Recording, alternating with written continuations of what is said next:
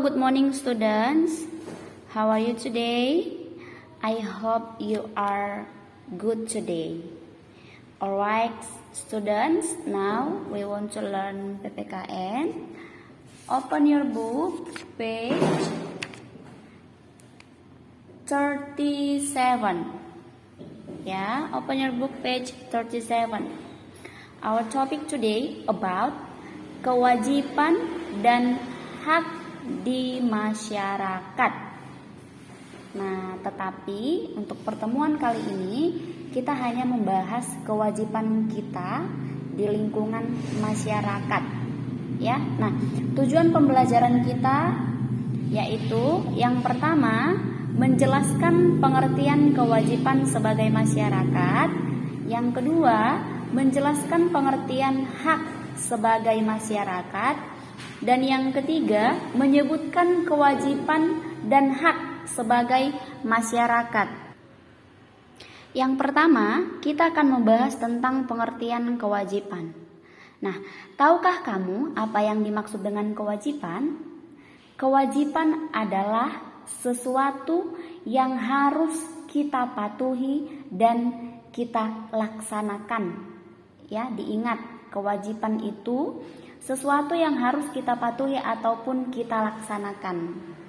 Yang kedua atau B, kewajiban warga masyarakat. Dalam kehidupan sehari-hari, kita bukan hanya bagian dari keluarga dan warga sekolah, tetapi juga bagian dari warga masyarakat. Nah, sebagai warga masyarakat yang baik, kita memiliki kewajiban yang harus kita patuhi dan harus kita laksanakan. Contohnya, yang pertama, mematuhi peraturan lalu lintas.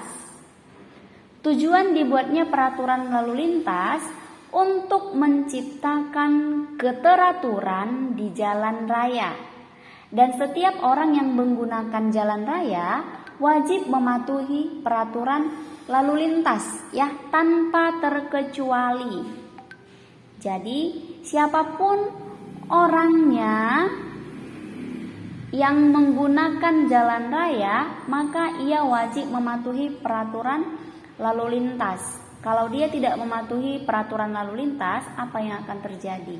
Pasti ada akibatnya, ya, akan menimbulkan atau akan menyebabkan terjadinya kecelakaan.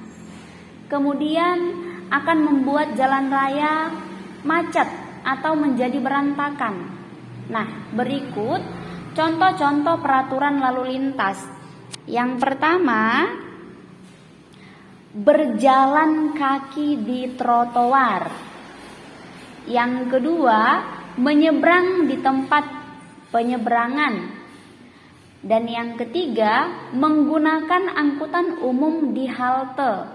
Yang keempat, memakai helm saat pergi, ya, dengan menggunakan sepeda motor. Jadi kalau kita ingin bepergian, ya, maka kita wajib menggunakan helm kalau kita menggunakan sepeda motor, ya, supaya mencegah cedera, ya.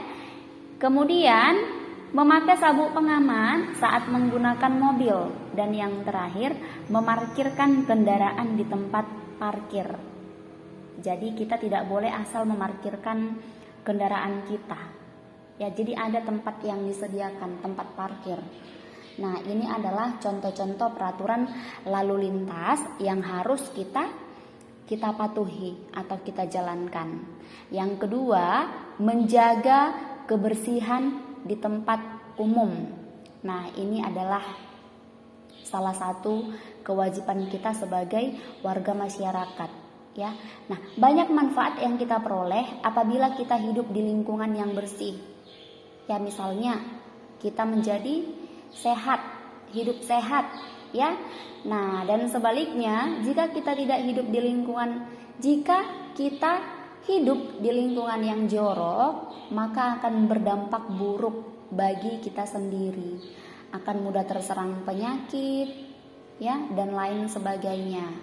Nah, oleh karena itu, menjaga kebersihan merupakan salah satu kewajiban warga masyarakat, termasuk kita. Ya, contohnya yang pertama, membuang sampah di tempat sampah. Yang kedua, tidak menimbun sampah plastik. Yang ketiga, tidak membuang sampah ke selokan sekolah ataupun ke sungai. Yang keempat, menyiram toilet dengan air setelah menggunakannya. Dan yang kelima, menjaga kebersihan dimanapun kita berada.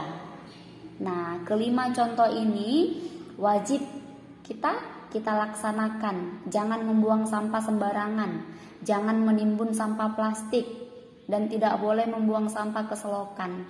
Kalau dibuang sampah ke selokan, nanti selokannya akan tumpat, kemudian airnya akan meluap ke atas dan itu dapat menyebabkan kebanjiran. Ya, nah jadi dimanapun kita berada, kita harus dapat menjaga kebersihan.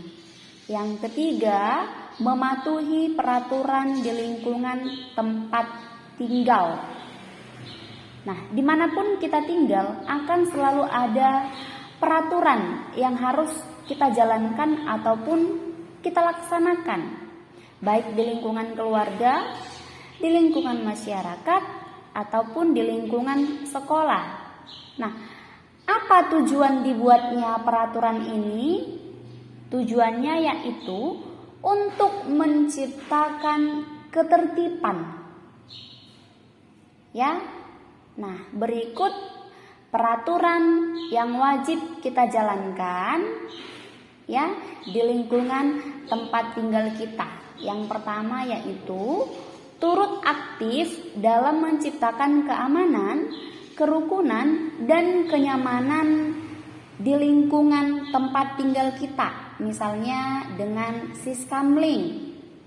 Yang kedua, menjaga kebersihan dan merawat fasilitas umum, misalnya jalan, jembatan, tempat ibadah, dan tempat bermain. Yang ketiga, melapor kepada ketua RT setempat jika ada tamu yang akan menginap. Yang keempat, membayar iuran untuk biaya keamanan lingkungan. Dan yang terakhir, melapor kepada ketua RT saat ingin mengadakan pesta atau acara besar. Ya, nah itulah kelima peraturan yang wajib kita jalankan di lingkungan tempat tinggal kita.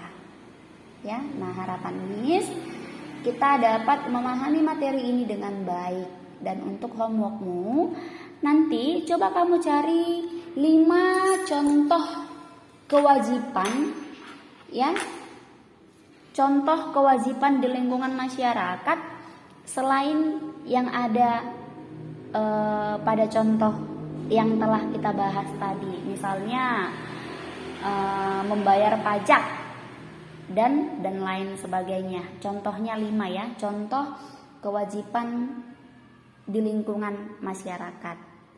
Nah, I think enough for today. See you tomorrow. Bye bye and God bless you.